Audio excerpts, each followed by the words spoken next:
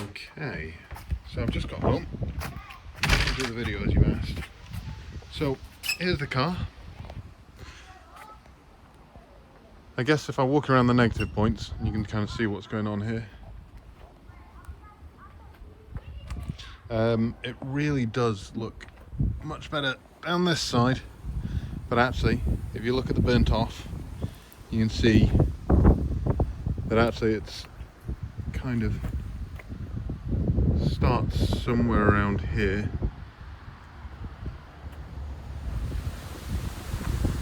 And probably ends around here somewhere. Runs all the way up to the back door. I don't know what's run down it. The roof rails, again, it's a common problem with the E34s. I did have them off, I have had them painted, they were absolutely immaculate. I wanted to keep that nice matte finish on them so I didn't lacquer them, and the first time I took them to a car wash without thinking, got sprayed, and that was the end of that. The wheels, again, wheel arches, absolutely rock solid. Really, oh, hang on, you can't see that. There we go, rock solid, nice and hard all the way around. And again, at the front, you can see nice and rock solid. Obviously, you can see here, again on this side, the paint is not ideal. Over there being the lump where the shock has come through the shock tower, and you can see the paint has just split a little bit around there, which is not great. Had a new windscreen recently. Let's get it open and I can show you. There we go. So that's the bottom of the front door, which is again a little bit not ideal.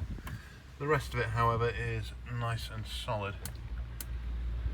And again, those question marks around this side with the paint.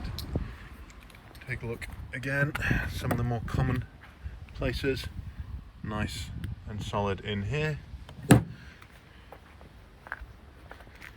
Nice feature of this, the split tailgate works beautifully. There's that one. And we have the other, which is new struts on that part as well. Nice and solid all the way around, nice and good. We have the cover, we have the dog guards, and underneath here we have a very nice carpet because this has always been in here. And again, we've got the cubby holes left and right which function as they should. There we go. Round to this side, you can take a look at the arch. Again, absolutely rock solid, good panel gaps all the way down. And same down here, this side, the paint looking a bit better. Now, this is the one thing that I noticed last week, which is there's a tiny bit of bubbling there. You can see the rest of the arch, absolutely clear, but just that little bit of bubbling. But otherwise, the arch absolutely fine. Let's get the bonnet open, we can take a look at that.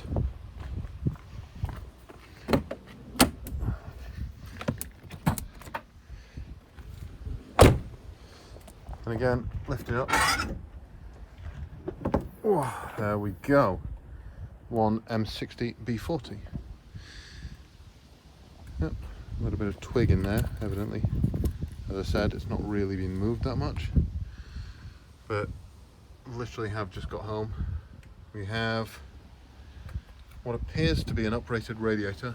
It's a little bit bigger. I've never had any heat issues, although when I first got the car, it wasn't coming up to temperature because the thermostat was stuck open, and that was something that was replaced obviously in very, very short order. Again, wash bottle with the intensive wash, and you can see here, there's the cap for this side, but over there is what it's done to that, which is absolutely fantastic. Taking a look, as I said, it's your very standard M40. I was advised by M60, sorry. I was advised by my specialist that there is a minor weep coming out of the seals around the cam covers, but not to touch it.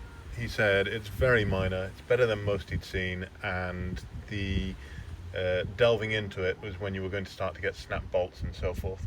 I think specifically he was talking about the head by the time he got to that point, but yeah, it was absolutely standard. Let's take a look inside as well, so we'll start at the back. Again, it is the black leather, Napa leather.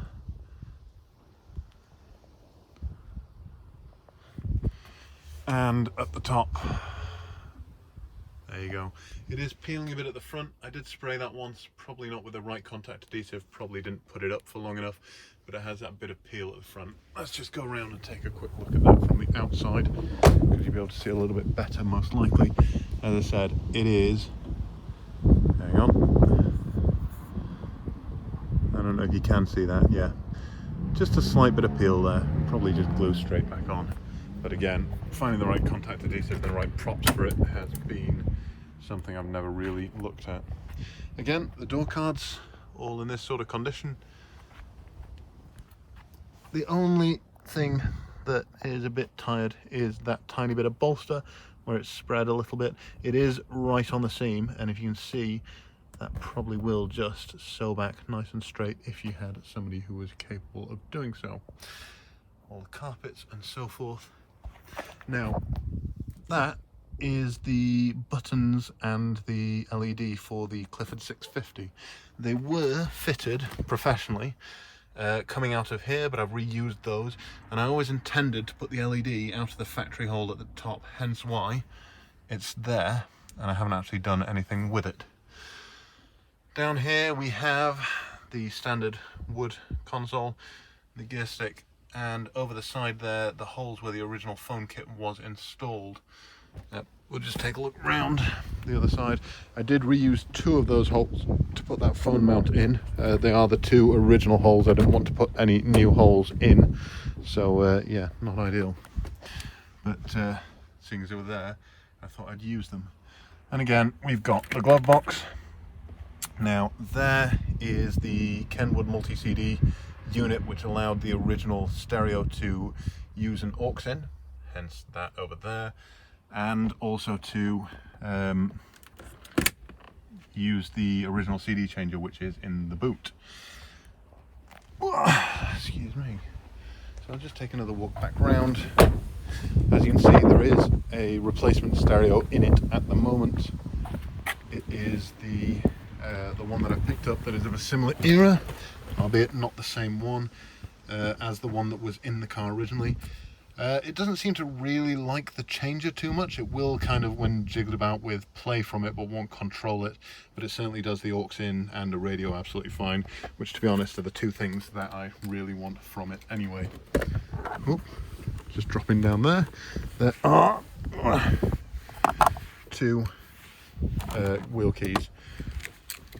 So let's have a go and see if it'll start. Again, I've just come home. I haven't set this up at all, so I don't know whether it will or whether it's going to be upset with the way that I left it last time. That, by the way, is the period parrot kit, which is in there, asking you to pair. And again, the CD changer switch unit, which is in there as well. Nice and hidden away. You never know that they were actually in there. Let's give that a shot. So we turn it on, click the button. No, and this is what it was doing last time. Oh, there we go. So absolutely fine, first time, brand new battery in the back. Please pair device. And again, there we go with that. Take a look, absolutely dead cold. It's only ever had Shell V-Power whilst I've had it, which particularly when I was going down to Le Mans made for some very, very entertaining hops between Shell stations. It is exactly 340 miles from the last Shell station at Rouen down to Le Mans where there isn't one, and then back up to that Shell station. And again, running nice, quietly, beautifully, just like you'd expect. No nasty noises. Nothing at all. Put that down. down in the wind. And the period fire extinguisher. Again, the seats, the standard up and down controls, the lumbar, it's not lumbar, sorry, the leg rest, which is absolutely standard on both front left and front right, and there's a rotate function to allow you to rock back and forth as per all the later ones. And as it's cold, I won't give it much, but you can hear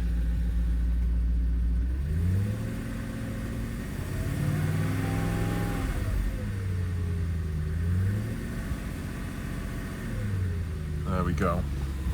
Now, you wanted to know about the underside as well, and again, factory exhaust, no smoke.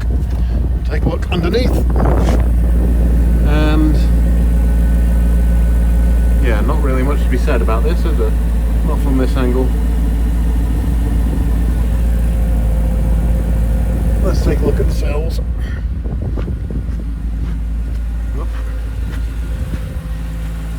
So, we'll start here, and there you go.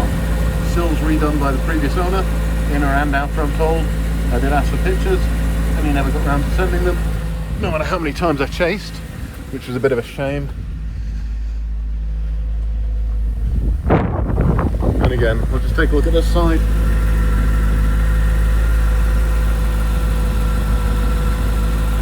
There you go. And again,